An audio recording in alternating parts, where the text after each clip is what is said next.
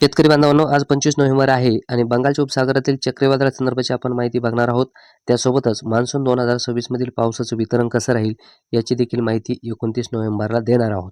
तेव्हा आपण channel subscribe केलेले नसेल तर नक्की करा, जेणेकरून त्याचं नोटिफिकेशन देखील तुमच्यापर्यंत पोहोचेल. दरवर्षी आपण 29 नोव्हेंबरला पुढच्या वर्षीचा मान्सून देत असतो. यावर्षी 9 ऑक्टोबरला दिल्यामुळे परंपरेनुसार 29 नोव्हेंबरला पावसाचं वितरण संदर्भातची माहिती तुमच्यापर्यंत मिळेल. कालचा पाऊस जर आपण बघितला तर सांगली जिल्ह्यामध्ये हलकासा पाऊस या ठिकाणी झालेला आहे. राज्याच्या इतर ठिकाणी कसल्याही प्रकारच्या पावसाची नोंद आपल्याला बघायला मिळालेली नाही. त्यानंतर समुद्राची स्थिती जर बघितली आपण तर एक कमोरीन क्षेत्राच्या आसपास या ठिकाणी देखील एक कमी दाबाची क्षेत्राची निर्मिती झालेली आहे आणि पुढे त्याची तीव्रता वाढून त्याचं देखील डिप्रेशनमध्ये रूपांतर होईल. यासोबतच अंदमान आणि मलेशियाच्या समुद्राच्या आसपास जे असेल तर या ठिकाणी एक डिप्रेशन तयार झालेलं आहे आणि अपेक्षेप्रमाणे याची जी तीव्रता असेल तर थोडीशी उशिराने निर्माण झालेली आहे आणि जसं जसं याला उशीर होतोय तशी तशी याची तीव्रता देखील वाढणार आहे आणि चक्रीवादळामध्ये रूपांतर होण्याची शक्यता अधिक आहे. याचा ट्रॅक आपण अगोदरच बंगालच्या मध्यवर्ती विभागापासून पूर्वेकडे दिलेला आहे आणि याच्याच आसपास हे जाण्याची शक्यता अधिक आहे. थोडाफार ट्रॅकमध्ये बदल होऊ शकतो, परंतु खूप मोठा बदल होईल असा अंदाज या ठिकाणी नाही. या दरम्यान हा जाऊ शकतो. याचा महाराष्ट्रावरती जर आपण परिणाम बघितला तर या अगोदरच आपण किनारपट्टीच्या आसपास काहीसं उबदार वातावरण तयार होऊन या ठिकाणी देखील पावसाची नोंद होण्याची शक्यता, यासह दक्षिणेकडील सांगली, सातारा, कोल्हापूर, सोलापूर आणि पुण्याच्या भागामध्ये काहीसा हलकासा पाऊस किंवा हलकेचे थेंब या ठिकाणी पडू शकतात, अशी माहिती दिलेली आहे. यानंतर आपण अजून एक माहिती दिलेली होती की राज्यामध्ये आपल्याला ढग बघायला मिळतील, परंतु जशी रात्र होईल तशी तशी जे असेल तर आकाश स्वच्छ आणि निरभ्र होण्याचा अंदाज दिलेला आहे. त्याचं कारण म्हणजे एक हवेची चक्राकार स्थिती महाराष्ट्र आणि मध्य प्रदेशच्या आसपास आहे आणि जे पण बाष्प आपल्याला बंगालच्या उपसागरमधून किंवा अरबी समुद्रामधून महाराष्ट्राकडे येते त्याला खाली दाबण्याचं काम या ठिकाणी होत आहे.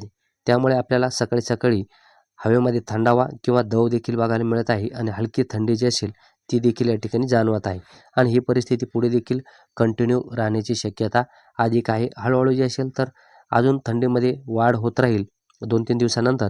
तिथून पुढे डिसेंबर महिन्यामध्ये देखील चांगल्यापैकी थंडीची लाट आपल्याला बघायला मिळेल, परंतु हे जे सध्याचं सिस्टम आहे याचा पुढे चक्रीवादळ निर्माण होईल आणि हे चक्रीवादळ जे असेल तर चांगल्यापैकी प्रभावी असल्यामुळे याचा काही ना काही प्रभाव होत नाही.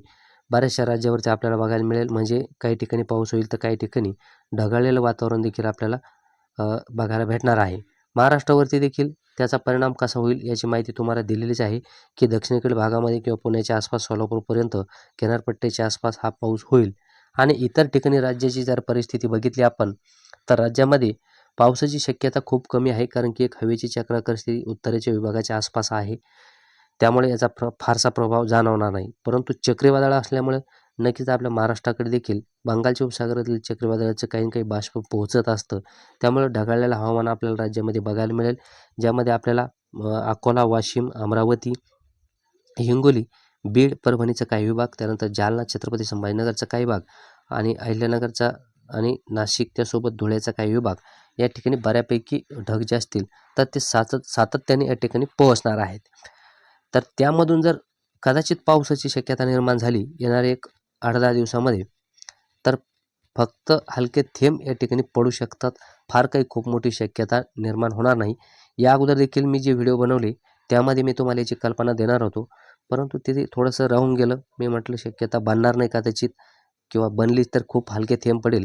यामधून नुकसान कसल्याही प्रकारचं होणार नाही, परंतु शेतकरी बांधवांच्या मका या ठिकाणी सध्या वाळत आहेत शेतकरी बांधव. तर थोडं जरी पाणी त्यामध्ये पडलं, 4-2 थेंब जरी आले तर शेतकऱ्याची नक्की तारांबळ उडते. त्यामुळे नोव्हेंबर संपल्यानंतर आपल्या डिसेंबरच्या 4, 5, 6, 7 तारखेच्या दरम्यान अशा प्रकारचे ढग बऱ्यापैकी महाराष्ट्राकडे पोहोचू शकतात. ते थोड्या वेळासाठी असतील, संध्याकाळी 5:30-6 ते 8-8:30 पर्यंत, म्हणजेच 6 ते 8च्या दरम्यान ही पावसाची शक्यता निर्माण होईल. त्यामुळे नक्कीच आपण थोडंसं तयार राहा, जेणेकरून आपले जे उघडा माल आहे त्याच्यावर थोडं जरी आपण काही झाकण टाकलं तर पावसाची थेंब तिथपर्यंत पोहोचणार नाही. तुम्हाला देखील मानसिक या ठिकाणी त्रास होणार नाही. पावसाचा अंदाज तर खूपच कमी आहे, पाऊस होईल अशी शक्यताच नाही अंतर्गत विभागामध्ये, परंतु एक तयारी म्हणून सर मी तुम्हाला माहिती दिलेली आहे. यानंतर जर आपण काही महत्त्वाच्या कमेंट बघितल्या तर बाबासाहेब पवार यांची कमेंट आहे, धन्यवाद पाटील. त्यानंतर दीपक जाधव हे सातत्याने आपल्याला रिप्लाय देत आहे की भाऊ तुम्हीच फक्त एक हवामान अभ्यासक आहेत की ते शेतकऱ्याला घाबरवत नाहीत आणि अंदाज एकदम बरोबर सांगतात. बाकीचे हवामान अंदाज शेतकऱ्यांना घाबरवण्याचे काम करतात. त्यांच्या यूट्यूब व्हिडिओच्या पेजवर त्यांची हेडलाईन वाचून जीव खालीवर होऊन जातो शेतकऱ्यांचा. त्यानंतर तात्याराव शेळके हे सातत्याने व्हिडिओ बघत असतात, माहिती बघत असतात आणि त्यानुसार आपल्या शेतीचं देखील नियोजन करतात. त्यामुळे त्यांना कसल्याही प्रकारचा त्रास मानसिक आपल्याला बघायला मिळत नाही. त्यामुळेच नेहमीच ते आपल्याला प्रतिसाद देत असतात की मी तुमच्या अंदाजाची वाट बघत असतो सर, कारण की डिसेंबरमध्ये काही हवामान तज्ज्ञ पाऊस सांगत आहेत.